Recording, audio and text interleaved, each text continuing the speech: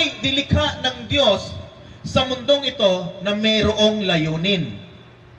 Marami pong mga tumatanda ng edad ng 190 years old, 80 plus years old, o sumobra pa sa 100. Hindi nila nalaman o hindi nila naintindihan anong layunin ng Diyos sa kanilang buhay. Amen. Kaya't napakahalaga na maintindihan po natin ano ba ang layunin ng Diyos sa buhay po natin, mga kapatid. Na hindi po tayo basta-basta lang na isinilang sa mundong ito, no? Na para lang kumain, matulog, magtrabaho, maghanap buhay, and then tatanda at mamamatay. Hindi lang po doon nakadepende ang buhay po natin. No? Dapat malaman po natin ano ba ang layunin ng Diyos sa buhay na ito. Kasi sabi ng Diyos di ba? Ang lahat ay nilikha ng Panginoon na mayroong layunin.